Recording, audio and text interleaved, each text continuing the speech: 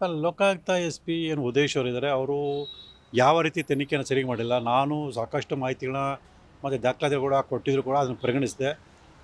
ಅದು ಯಾವ ಸತ್ಯಾಂಶಗಳನ್ನ ಮುಚ್ಚಿಟ್ಟು ಕಣ್ಣೆದುರುಗಡೆ ಸತ್ಯಾಂಶ ಮುಚ್ಚಿಟ್ಟು ಕೂಡ ಆದರೆ 2 ಪ್ರಮುಖ ದಾಖಲಾತಿಗಳನ್ನು ಅವ್ರ ಗಮನಕ್ಕೆ ತಂದಿದ್ದೀನಿ ಮಾನ್ಯ ನ್ಯಾಯಾಲಯಕ್ಕೆ. ಒಂದು 13/8/96ನೇ ಇಸ್ವಿಲಿ ಏನು ದೇವರಾಜು ಅವರು ತಮ್ಮ ಜಮೀನನ್ನು ಭೂಸ್ವಾಧೀನ ಕೈ ಬಿಡೋಕ್ಕೆ ಅರ್ಜಿ ಸಲ್ಲಿಸಿದ್ದಾರೆ.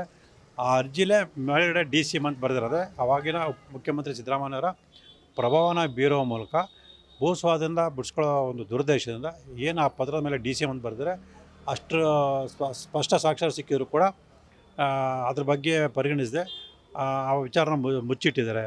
ಅಂದರೆ 96ನೇ ಇಸ್ವಿಲಿ ಈ ಆರೋಪಗಳೆಲ್ಲರೂ ಶಾಮೀಲಾಗಿದ್ದಾರೆ, ಒಟ್ಟಿಗೆ ಇದ್ದಾರೆ ಅಂತ ಗೊತ್ತಿದ್ರು ಕೂಡ 2004ನೇ ಇಸ್ವಿವರೆಗೂ ಅವ್ರಿಗೆ ಪರಿಚಯ ಇರಲಿಲ್ಲ ಅಂತೇಳಿ ಸುಳ್ಳು ವರದಿ ಸಲ್ಲಿಸಿದ್ದಾರೆ.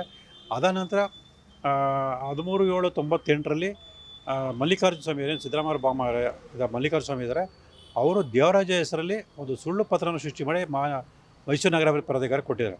ಸೊ ಅದರಲ್ಲಿ ದೇವರಾಜು ಬದಲು ದೇವರಾಜ ಹೆಸರು ಪತ್ರ ಇದೆ, ಆದರೆ ಸೈನ್ ಮಾಡಿರೋದು ಮಾತ್ರ ಮಲ್ಲಿಕಾರ್ಜುನ ಸ್ವಾಮಿ. ಅಂದರೆ ಇದರ ಸ್ಪಷ್ಟ ಗೊತ್ತಾಗುತ್ತೆ ಮಲ್ಲಿಕಾರ್ಜುನ ಸ್ವಾಮಿ ಅವರು ಸುಳ್ಳು ದಾಖಲೆ ಸೃಷ್ಟಿ ಮಾಡೋದು. ಅದ್ರ ಜೊತೆಗೆ 98ನೇ ಇಸ್ವಿಯಲ್ಲಿ ಅವ್ರ ಸಂಪರ್ಕ ಆಯ್ತು ಅಂತ ಗೊತ್ತಾಗುತ್ತೆ. ಹಾಗಿದ್ರೂ ಕೂಡ 2004ನೇ ಇಸ್ವಿವರೆಗೂ ಅವ್ರ ಆರೋಪಗಳಿಗೆ ಯಾವುದೇ ಸಂಬಂಧ ಪರಿಚಯ ಇಲ್ಲ ಅಂತೇಳಿ ಸುಳ್ಳು ವರದಿ ಸಲ್ಲಿಸಿದ್ದಾರೆ.